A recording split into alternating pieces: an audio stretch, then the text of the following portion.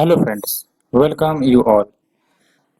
Medieval India का topic काफ़ी ज़्यादा कॉम्प्लिकेटेड होता है। हम लोगों ने डिस्कस भी किया ओनली आईएएस के रिवीजन सीरीज में, लेकिन अभी के समय में इसे रिवीजन कर पाना थोड़ा सा दिक्कत वाला होगा। इसलिए जो कुछ नोट्स हैं मेरे 5 पेजेज या 4 पेजेज के ही है, इसमें आपका पूरा मेडाइवल हिस्ट्री अप्रोक्स दिल्ली सल्तनत वाली तो कवर कर ही दी गई है ना। और ये आपका ओनली आईएएस सबसे मैच करेगा बिल्कुल, तो आपको एक्स्ट्रा ये नहीं है कि एक्स्ट्रा लोड होगा, ये सिंपली उसी से रिलेटेड है। मैंने इसको और ज्यादा कंसोलिडेट कर कर आपको रिफ्लेक्ट करवाया है सो दैट रिवीजन में आसानी हो, ठीक है। और इसे फास्ट फॉरवर्ड में रिवीजन करेंगे सो दैट हमें फिर कम समय में ज्यादा इफेक्टिवनेस देखने को मिले। तो सबसे पहली बात तो दिल्ली सल्तनत आपका 1206 से 1526 एडी तक रहा, और 1526 एडी के बाद मुगल डायनेस्टी स्टेब्लिश हो गया, है ना। क्या याद रख सकते हो आप दिल्ली सल्तनत में? तो 5 डायनेस्टीज आपका आया, हमें ऑर्डर याद रखना है ना। स्लेव डायनेस्टी पहले, उसके बाद खिलजी डायनेस्टी पहले, उसके बाद तुगलक, उसके बाद सैयद, उसके बाद लोदीज, ऐसे याद रखोगा। स्लो खा तू साई, ठीक है, ऐसे याद रख सकते हो। स्लो खा तू साई, स्लो यानी कि आपका स्लेव, और खा यानी कि खिलजी, और तू यानी कि तुगलक, और साई यानी कि सैयद, और लोधी डायनेस्टी आपका last dynasty of the Delhi सल्तनत, ठीक है। और सबसे पहले हम जो आपका फाउंडर है ना, रियल फाउंडर जिसको कहते हैं, हालांकि मोहम्मद गोरी का स्लेब था ये कुतुबुद्दीन ऐबक, लेकिन इन्होंने फिर अपना इंडिपेंडेंट डायनेस्टी के रूप में इंडिया में स्टैब्लिश किया, ठीक है, around Delhi and north west region, ठीक है। तो आप देख लो, Qutbuddin Aibak real founder of Muslim rule in India. और ये जो आपका स्लेव डायनेस्टी था, इसको ममलुक डायनेस्टी भी कहते हैं। और कुतुबुद्दीन ऐबक ने क्या क्या कंस्ट्रक्शन में कंट्रीब्यूट किए, तो देख लो, कुवत उल इस्लाम जो कि दिल्ली में, इसका कंस्ट्रक्शन, एंड 2.5 दिन का झोपड़ा जो आपका अजमेर में है, इसका भी कंस्ट्रक्शन करवाया। और कुतुबुद्दीन ऐबक को लाख वक्स भी कहते हैं, गिवर ऑफ लाख, बिकॉज काफी काइंड हार्टेड थे। एंड कैपिटल जो इनका रहा लाहौर। कैपिटल भी याद रखने की जरूरत नहीं, पीरियड भी याद रखने की जरूरत नहीं, सिर्फ कंट्रीब्यूशन याद रख सकते हैं, और ये क्रोनोलॉजी जरूर याद रखना है, ठीक है। और 2.5 दिन का झोपड़ा कहाँ है? अजमेर में। एंड ये इंपॉर्टेंट बात है कि जो कुतुब मीनार का कंस्ट्रक्शन है वो कुतुबुद्दीन ऐबक ने ही शुरू करवाया था, लेकिन इसको पूर्णतः कंप्लीट किया गया इल्तुतमिश के द्वारा। और किसके बेसिकली याद में था, रेस्पेक्ट में था? तो बख्तियार काकी, आपने सुना भी होगा, है ना। अब चलते हैं जो आपके नेक्स्ट रूलर है। ये रूलर आपका क्रोनोलॉजी में हो भी सकते नहीं भी हो सकते, लेकिन इतना पता है जो हम लोग इंपॉर्टेंट रूलर्स और उनके कंट्रीब्यूशन को डिस्कस कर रहे हैं, ठीक है। तो आपका कुतुबुद्दीन ऐबक के बाद इल्तुतमिश आपका आता है, ठीक है। और देख लो, आप इलवरी ट्राइब से बिलोंग करते थे, नहीं याद रखना है। और इनको real consolidator of Turkish rule कहा जाता है ना। और आपका कैपिटल दिल्ली, एंड ये सबसे इंपॉर्टेंट है, स्टार्टेड द इक्ता सिस्टम, है ना, स्टार्टेड द इक्ता सिस्टम। और इन्होंने मिनाज उस सिराज, ठीक है, मिनाज उस सिराज को पैट्रोनाइज किया था। और मिनाज उस सिराज आपका ऑथर है तवाकत ए नशीरी का, ठीक है, तवाकत ए नशीरी का। और सबसे इंपॉर्टेंट बात एक और जो याद रखना है कि new class of ruling elite इन्होंने क्रिएट किया, दैट इज द 40 तुर्कानी चहलगानी, आपने सुना है, ठीक है। एंड उसके बाद आपका जो रूलर आता है इल्तुतमिश की बेटी रजिया सुल्ताना, एंड ये याद रख सकते हैं, first and only female ruler of medieval India. उसके बाद सक्सेशन में आपका बलबन, जिसको उलुग खान भी कहते हैं। और इनका कहना था कि sultan is the god shadow on earth, और जो sultan is god shadow on earth, इसको इस टर्म से डिनोट किया जाता है जिले लाही, ठीक है, एंड रिसेप्टेंट ऑफ डिवाइन ग्रेस, और इसको नाम दिया गया है निवायत खुदाई। एंड सबसे इंपॉर्टेंट बात, जो इल्तुतमिश ने द 40 यानी कि new class of ruling elite इसको क्रिएट किया था, जो काफी ज्यादा पावरफुल थे, ठीक है। और बलवन के समय में इस तुर्कानी 40 या फिर जो तुर्कानी चहलगानी है, इसके पावर को ब्रेक डाउन किया, ठीक है। And introduce the Persian festival Navroz, Navroz आपने सुना होगा। ये सारे आपके नोट्स में है, आपको अलग से नोट्स बनाने की जरूरत नहीं, बस सुनते जाओ सो दैट माइंड में रिफ्लेक्ट हो जाए, है ना। Introduce the Persian festival Navroz. And फिर आप एक और चीज देख सकते हैं, इंट्रोड्यूस सिजदा एंड पैबोज, है ना। ये रेस्पेक्ट करने का एक तरीका था, जैसे सिजदा यानी कि प्रोस्ट्रेशन, एंड पैबोज यानी कि kissing the sultan feet, and separated the दीवाने वजीरत फ्रॉम द दीवानी अरी। तो ये याद रख सकते हैं, सेपरेटेड द दीवाने वजीरत फ्रॉम दीवानी अरी। ये डिपार्टमेंट को भी हम डिस्कस करेंगे। तो ये आपका स्लेव डायनेस्टी खत्म हुआ, ठीक है। अब चलते हैं खिलजी डायनेस्टी। तो खिलजी डायनेस्टी के फाउंडर जलालुद्दीन खिलजी, और बेसिकली स्लेव डायनेस्टी के इनकम्पिटेंट रूलर को ओवरथ्रो कर ये आए थे। और इस इवेंट को, यानी कि जब आपका स्लेव डायनेस्टी को उखाड़ फेंका गया बाय द जलालुद्दीन खिलजी और खिलजी डायनेस्टी का उद्गम हुआ, तो इस इवेंट को डायनेस्टिक रिवॉल्यूशन ऑफ 1290 कहते हैं ना, क्योंकि डायनेस्टी की चेंज हो रही है। एंड जलालुद्दीन खिलजी आपका बेनेवोलेंट थे, काफी पॉजिटिव थे टुवर्ड्स हिंदू, और इनका कहना था, इस स्टेटमेंट को याद रख सकते हो, state should be based on willing support of governed, ठीक है। एंड फिर आपका जो नेक्स्ट रूलर है देख लो, अलाउद्दीन खिलजी।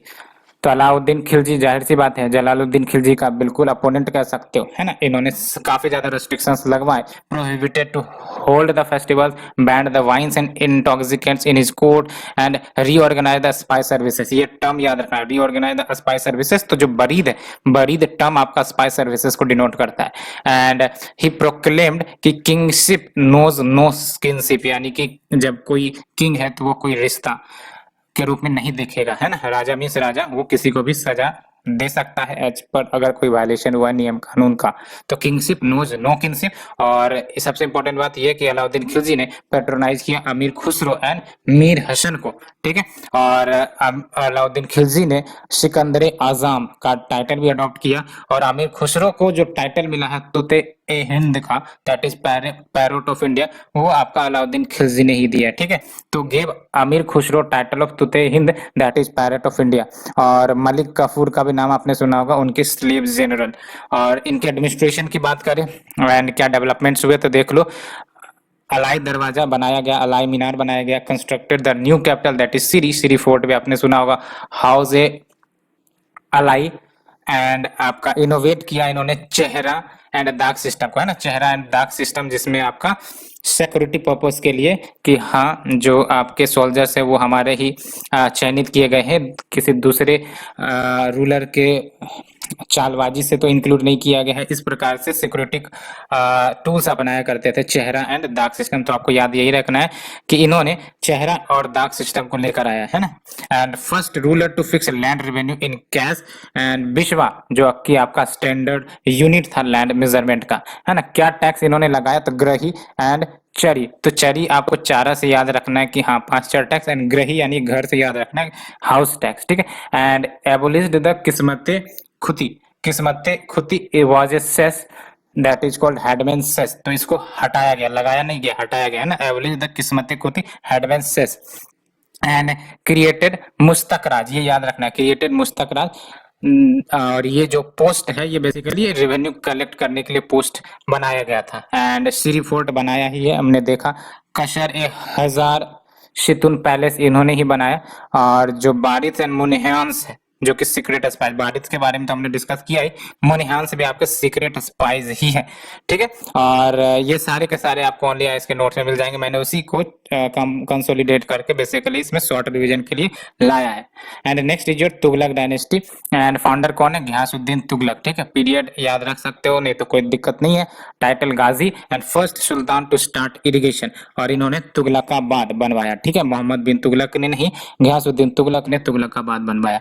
एंड मोहम्मद बिन तुगलक आप इनके बारे में जानते हो, इन्हीं के समय में जो इनका रिजीम है वो टॉप लेवल पर भी पहुंचा, लेकिन डिसइंटीग्रेशन भी इन्हीं के समय में हुआ बिकॉज ऑफ देयर एक्सपेरिमेंट जो अहेड था इनका टाइम से, है ना। और आपका मोहम्मद बिन तुगलक ने आपका Adilabad fort and Jahanpanah city build करवाया। एंड इब्न बतूता ये कंटेम्प्रोरी रहे हैं मोहम्मद बिन तुगलक के, और ये काफी इंपॉर्टेंट बात है, ओनली दिल्ली सुल्तान जिन्होंने कॉम्प्रिहेंसिव लिटरेसी रिलीजियस एजुकेशन प्राप्त किए। क्या एक्सपेरिमेंट्स किए तो सब जानते हैं, कैपिटल ट्रांसफर का एक्सपेरिमेंट, टोकन करेंसी यानी ब्रोंज कॉइन्स इश्यू करवा दिए पार विद द सिल्वर टाका का वैल्यू। एंड ये इंपॉर्टेंट है, 2 प्रोजेक्ट्स इन्होंने इनिशिएट किया था, एक तो खरोशन प्रोजेक्ट और दूसरा आपका कुरैची एक्सपीडिशन, और दोनों को दोनों चाइनीज थ्रेट को काउंटर करने के लिए ही थे, लेकिन दोनों के दोनों फेल हो गए थे। एंड इन्होंने एक डिपार्टमेंट सेटअप किया दीवाने आमिर को ही डिपार्टमेंट आप याद रख सकते हो, it is department of cultivation loans, है ना। इसमें क्या होता था, इस डिपार्टमेंट के माध्यम से जो कल्टिवेटर्स थे उनको लोन दिए जाते थे, उस लोन को तकावी लोन कहते थे, है ना। तो taccavi loan was agricultural loan. And next is your Firoz Shah Tughlaq. तो फिरोज शाह तुगलक के पीरियड की बात करें तो देख लो, एकता सिस्टम मेड हेरिडेटरी, एकता सिस्टम लाया किसने था, इल्तुतमिश ने। फिरोज शाह तुगलक ने क्या किया, हेरिडेटरी बना दिया, है ना। और मलिक शारवार प्रोमिनेंट नोबल थे फिरोज शाह तुगलक के समय में, और basically prohibited practice women going to the worship, है ना। तो महिलाएं वॉरशिप करने के लिए बाहर नहीं जा सकती, इस को बेसिकली इम्पोज करवाया and made jizya a separate tax. पहले लैंड रेवेन्यू के साथ ही कलेक्ट कर लिए जाते थे, लेकिन इन्होंने सेपरेट कर दिया आपका, है ना, जजिया को सेपरेट टैक्स बना दिया। और हॉस्पिटल्स पुअर्स के लिए सेटअप किए, और उस हॉस्पिटल का नाम दर उल सिफा था। एक टर्म याद रखना, दर उल सिफा refers to the hospital for the poor set up by the Firoz Shah Tughlaq.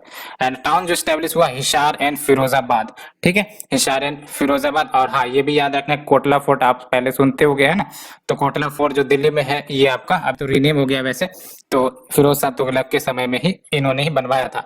And new department इन्होंने सेटअप किया, दीवाने खैरात। दीवाने खैरात हमने डिस्कस किया था, for marrying for the poor girls, and department of public work and दीवाने बंदगन। दीवाने बंदगन जो डिपार्टमेंट ऑफ स्लेव या स्लेव डिपार्टमेंट। क्वाइंस जो इन्होंने इश्यू करवाए, तो देख सकते हो आधा आधा एंड बिच, ठीक है, ये दो कॉइन्स इन्होंने इश्यू कराए, नाम याद रख सकते हो, ठीक है। एंड इम्पोज 4 टैक्सेस जो इस्लामिक लॉ के द्वारा सैंक्शन करी गई थी। कौन कौन से? Kharaj is your land tax, and Khams is your 1/5 of the looted property, यानी जो भी प्रॉपर्टी लूट कर लाई गई इसका 1/5 शेयर वो दिया जाए राजा को, इसी को खाम्स कहते थे। एंड जजिया तो है ही, जकाट भी याद रखना, टैक्स थे। It is 2.5% incentive of Muslim for the welfare for them, ठीक है। तो वेलफेयर के, मुस्लिम्स के वेलफेयर के लिए अलग से 2.5% का लगाया जाता था इनकम के ऊपर, ठीक है। तो जकात वाज आल्सो अ टैक्स, ठीक है। First sultan to impose Sharb, and Sharb is your irrigation tax, है ना। तो इरिगेशन जो लाया गया, first sultan to start irrigation, ये कौन था? गयासुद्दीन तुगलक। लेकिन इरिगेशन टैक्स कौन लगाया? फर्स्ट सुल्तान टू इम्पोज शराब इज इरिगेशन टैक्स, तो इरिगेशन टैक्स लगाया आपका फिरोज शाह तुगलक ने, है ना। और फिर देख लो जो नासिरुद्दीन मोहम्मद है, ये लास्ट तुगलक रूलर रहे, और बिकॉज इसीलिए क्योंकि इसी दौरान इनके पीरियड में आपका तैमूर इन्वेजन होता है 1398 में, और आपका फिर तुगलक एम्पायर कोलैप्स होते हैं, ठीक है। उसके बाद बेसिकली तुगलक एम्पायर कोलैप्स होते हैं, बिकॉज वीक हो जाता है आपका ये एम्पायर, ठीक है। Next is your Syed dynasty. तो हमने तुगलक डायनेस्टी तक डिस्कस कर लिया। Next is your Syed dynasty. तो देख लो सैयद डायनेस्टी का पीरियड 1414 से 1480, और ये जो स्टेब्लिश हुआ because of the Timur invasion. Because Timur invasion के आने के बाद आपका वीक हो गया था इसके जो प्रीवियस डायनेस्टी थे, और अल्टीमेटली फिर आपका सैयद डायनेस्टी का इमरजेंस होता है ना, his victory over the Tughlaq ruler. And before his departure Timur ने खिजिर खान को अपॉइंट कर दिया था as governor of Multan, and बाद में ये जो आपके खिजिर खान है, इन्होंने दिल्ली को कैप्चर कर लिया और सैयद डायनेस्टी को फॉर्म किया। Shortest ruling period among the Delhi सल्तनत, जो भी हमने देखा है ना, हमने देखा स्लेव डायनेस्टी, हमने देखा खिलजी डायनेस्टी, तुगलक डायनेस्टी देखा, और ये फिर सैयद डायनेस्टी। लेकिन सैयद डायनेस्टी का रूलिंग पीरियड काफी ज्यादा शॉर्टेस्ट है, सबसे शॉर्टेस्ट रूलिंग पीरियड आपका सैयद डायनेस्टी का ही है।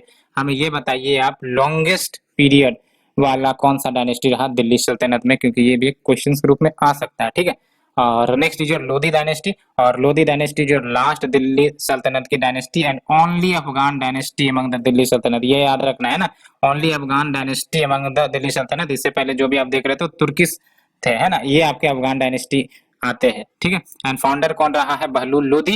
एंड उसके बाद जो कुछ रूलर्स आए हैं सक्सीड किए हैं, सिकंदर लोधी जो कंटेम्पोररी थे राणा संगम मेवाड़ के, एंड आगरा सिटी बनाया सिकंदर लोधी ने, कैपिटल इनका Delhi. And new measurement of yard, जिसको गज ए सिकंदरी नाम से पता चल रहा है, गज ए सिकंदरी आपका सिकंदर लोधी ने बेसिकली इस्टेब्लिश किया होगा। और क्या है ये? बेसिकली लैंड मेजरमेंट यूनिट कह सकते हैं ना, यार्ड। एंड आपका ऑर्थोडॉक्स नेचर के थे, और इन्होंने जजिया को रीइंपोज किया। पेन नेम इनका गुलरुख था, ठीक है। और उसके बाद आपका था इब्राहिम लोधी जो कि लास्ट लोधी सुल्तान, और इनको 526 एडी में डिफीट किया गया। कब? कहा? बैटल ऑफ पानीपत में। और पता है बैटल ऑफ पानीपत आपका जो मुगल इन्वेडर बाबर है ना, उनके और फिर ये जो आपका इब्राहिम लोधी उनके बीच में हुआ, ठीक है। और बेसिकली बाबर को इनवाइट किया गया था दौलत खान के द्वारा। एंड इम्पोर्टेंट बात ये याद रखनी, इब्राहिम लोधी के जो एक आर्किटेक्चरल फीचर है वो है आपका डबल डोम फीचर, है ना। डबल डोम ऐसे हमने पढ़ाया हुआ था, ऐसे करके डबल डोम फीचर, ठीक है, ऐसे करके डबल डोम फीचर है, ठीक है। और ये इंपॉर्टेंट फीचर रहा है लोधी आर्किटेक्चर का, और यहाँ पर रिफ्लेक्ट होता है मोती की मस्जिद जो सिकंदर लोधी ने बनवाई थी, ठीक है। तो इसे डिस्कस करने के बाद let's move to the administrative structure of Delhi Sultanate. देख लो दिल्ली सल्तनत का एडमिनिस्ट्रेटिव स्ट्रक्चर, बस आप सुनते जाओ क्योंकि आपके पास सारे नोट्स होंगे होंगे, है ना। तो जो सुल्तान हुआ करते थे दिल्ली सल्तनत के, वो अपने आप को खलीफा के रिप्रेजेंटेटिव के रूप में कंसिडर किया करते थे। और इसका मतलब ये हुआ कि जब ये प्रेयर करते थे, ठीक है, या फिर क्वाइंस ये इश्यू करते थे, तो इन दोनों में ये खलीफा के नाम शामिल करते थे, है ना। They included name of Khalifa in the khutba, ये याद रखना है आपको, ठीक है। ये खुतबा टर्म याद रखना है, it is related to prayer and inscribed in its coins. एंड ये जो सुल्तान थे, इन्होंने मंसूर या फिर लेटर ऑफ परमिशन इश्यू किया था, इश्यू करवाया था बेसिकली फ्रॉम द खलीफा कि हमें परमिशन दी जाए कि वहां पर गवर्न करे, है ना, सब्जेक्ट्स को। तो ये आपका याद रखना है, मंसूरी जो लेटर ऑफ परमिशन टर्म याद रखना है, लेटर ऑफ परमिशन, है ना। और no clear law of succession, clear law of succession नहीं था, यानी कि जो सारे बेटे होंगे किसी किंग के तो सभी इक्वल दावेदारी करते थे, है ना। और इल्तुतमिश इवन अपनी जो बेटी है उसको गद्दी पर भी बैठाया था, हमने देखा भी। एंड नोबल्स एक्सट्रीमली पावरफुल, लेकिन ये याद रखना है कभी कभी जो उलेमास थे, जो लीगल एक्सपर्ट होते थे इस्लाम के, ये सक्सेशन को इन्फ्लुएंस करते थे, है ना। यानी कि ये जो चाहेंगे उस टाइप का जो राजा है वो बैठ सकता है, तो कहीं ना कहीं इन्फ्लुएंस करते थे, ठीक है। और नायब याद रखना आपको, ये टर्म नायब, ये मोस्ट पावरफुल ऑफिशियल कह सकते हो, पीपल कह सकते हो, जो सुल्तान के सारे पावर्स एंजॉय करते थे। ये टर्म याद रखना, नायब, most powerful individual enjoyed all power of sultan. And central government की बात करें तो देख लो डिपार्टमेंटल सिस्टम मौजूद था टू असिस्ट द सुल्तान, और कुछ डिपार्टमेंट्स आपको याद रखने, दीवाने वजीरात हेडेड बाय वजीर, एंड क्या फंक्शन करते थे, charge of revenue and finance. फिर दीवाने अरीज, अरीज ममलुक हेड किया करते थे। हेड कौन करता था ये याद नहीं भी रखोगे चलेगा, लेकिन हाँ फंक्शंस याद रखने ना। तो दीवाने अरीज जो आपका क्या काम करते थे, मिलिट्री डिपार्टमेंट है ना, सोल्जर्स को रिक्रूट करना, है ना, ये बात हो गया। फिर दीवाने रशलत, ये आपका चीफ सदर हेड करता था, and deals with the religious matters, endowments, grants given for mosque, tomb, madrasa, ठीक है। एंड काजी उल कजात, ये चीफ काजी, और ये चीफ जुडिशियल डिपार्टमेंट हेड करते थे। जहां पर टर्म आप काजी सुनोगे वहां जुडिशरी से एसोसिएटेड कर लेना, ठीक है। जैसे काजी यहाँ पर भी सुनोगे, और दीवाने कजा ममलुक यहाँ पर भी है, तो ये डिपार्टमेंट ऑफ जस्टिस है। दीवाने बंदगन याद रख सकते हैं, इंपॉर्टेंट है ना, डिपार्टमेंट ऑफ स्लेव को कहते हैं। तो बंदगन डिपार्टमेंट हमने देखा भी, डिपार्टमेंट ऑफ स्लेव। दीवाने इंशा, डिपार्टमेंट ऑफ करस्पॉन्डेंस, है ना। एंड दीवाने कजा ममलुक, ये हमने ये डिस्कस किया। और दीवाने को ही भी हमने डिस्कस किया, department of agriculture. Local administration की बात करें, फिर एक और है वकील ए दर। तो वकील ए दर जो है ये आपका नाम से पता चला, वकील ए दर, और इसका काम क्या होता था, प्रॉपर डिकोरम को मेंटेन करना, ये वकील ए दर का काम हुआ करता था। और फिर देख लो लोकल एडमिनिस्ट्रेशन में आए तो जो प्रोविंसेस थे, प्रोविंसेस जो दिल्ली सल्तनत के अंतर्गत आते थे उनको इकताज में डिवाइड किया गया, और जो प्रोविंसेस के गवर्नर थे, जो प्रोविंसेस को गवर्न करते थे, वो आपका मुक्तिज या वालिज कहलाते थे। और ये जो आपके गवर्नर होंगे कोई जरूरी नहीं कि नोबल्स से ही हो, है ना, कोई नेसेसिटी नहीं है, क्योंकि सक्सेशन तो आपको पता है हेरिडेटरी था नहीं, है ना, no clear law of succession, तो ऐसा कोई जरूरी नहीं है कि नोबल से ही आएंगे। तो ये टर्म याद रखना है, ठीक है। और ये बात याद रखनी, not necessarily from the nobles. और क्या काम करते थे ये मुक्तिज या वालिज, तो लॉ एंड ऑर्डर को मेंटेन करना, साथ ही साथ टैक्सेस भी ये कलेक्ट करते थे, लैंड रेवेन्यू को कलेक्ट करते थे from their iqta land. And muqtis या वाले जो टैक्स कलेक्ट करते थे उनके लिए ऑफिशियल्स अपॉइंट करते थे, जिसको नजीर या वकीफ कहा जाता है ना, NAZIR, नजीर या वकीफ, WAK वकूफ, ठीक है, नजीर या वकूफ, WAKUF है वकूफ। और ये ऑफिशियल्स थे responsible for collecting the revenues in the provinces. अब देख लो जो प्रोविंसेस है हमने डिस्कस किया गवर्नर के द्वारा, या इसी को मुफ्ती या वालिज कहते थे। अब ये जो प्रोविंसेस डिवाइडेड इनटू द सिकदार, है ना, तो देख लो आपका सिकदार 1, सिकदार 2, सिकदार 3, इस प्रकार से प्रोविंसेस डिवाइडेड थे। अब सिकदार के अंतर्गत ही जो सिकदार है आपका, ये जो बड़ा सा लैंड है सिकदार, वो आपका प्रांगनाज में डिवाइडेड था। तो प्रांगनाज 1, प्रांगनाज 2, प्रांगनाज 3, ऐसे करके प्रांगनाज में डिवाइडेड थे, है ना। तो जो प्रांगनाज है, ईच प्रांगनाज वाज हेडेड बाय अमील, ये याद रखना है ना, अमील वाज द हेड ऑफ प्रांगना। और फिर प्रांगनाज जो है वो फर्दर डिवाइडेड थे विलेजेस में। तो देख लो एक प्रांगनाज और उसके वेरियस विलेजेस देख रहे हो, है ना, group of villages, pargana contains group of villages, ठीक है। तो विलेज 1, विलेज 2, और ये विलेज को कौन हेड करता था, तो देख लो ये आपका विलेज 1 है, लेट्स से, तो इसको हेड करने वाला जो विलेज हेडमैन होता था इसको मुकद्दम या चौधरी कहते थे, याद रखना, village headman is your Muqaddam, ठीक है। और जो आपका प्रांगनाज है, प्रांगनाज ये आपका आमिल हेड करता था, ठीक है, AMIL। एंड जो सिख है, जो अभी हमने डिस्कस किया सिख, तो सिख को कौन हेड करता था? सिखा। तो अगर हम बात करें कि importance in terms of the किसका है, तो सिकदार सबसे ज्यादा इंपॉर्टेंट होंगे विद इन द प्रोविंसेस। उसके बाद आपका परगनाज को हेड करने वाले आमिल, उसके बाद आप देख सकते हो जो विलेज को हेड करने वाले village headman, that is Muqaddam. And village accountant को पतवारी कहा जाता था, ठीक है। और इकोनॉमी की बात करें तो देख लो, लैंड जो है 3 कैटेगरीज में क्लासिफाइड थे, इक्ता लैंड। और इक्ता लैंड यानी कि land assigned to the officials, है ना, जो ऑफिशियल्स काम करते थे उनको कैश नहीं दी जाती थी, तो बदले में लैंड ही दे दिया जाता था, तो उन्हीं को इक्ता लैंड कहते थे for payment of their services. Khalsa land देख लो आप, land under the direct control of सुल्तान।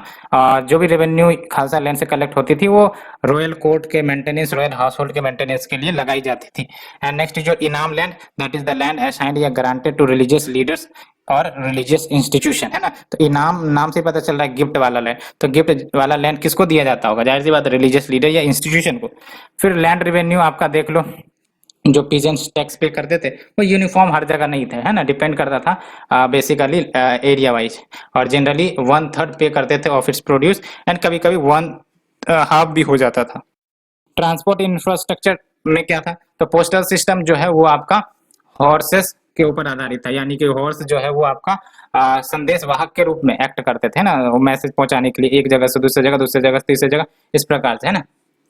तो construction of roads and maintenance भी हुआ अच्छे तरीके से। एंड आप देख सकते हो जो रॉयल रोड्स था वो आपको अच्छे कंडीशन में रखे जाते थे। सरियाज बनाए जाते थे। सरियाज क्या था? रेस्ट हाउस की, आप चल रहे हो, थक गए हो, तो आप बगल में रेस्ट कर सकते हो इन द सरियाज, यानी कि rest houses on the highways, ये मेंटेन करी जाती थी। Cotton and silk industry flourish हुआ, याद रखना, डिमोलिश नहीं, फ्लोरिश हुआ। सेरिकल्चर लार्ज स्केल पर इंट्रोड्यूस करवाया गया, है ना। And dependency on other countries for raw silk reduce हुआ, क्यों? क्योंकि लार्ज स्केल पर कल्टीवेशन करवाने लगा because of the rise in demand.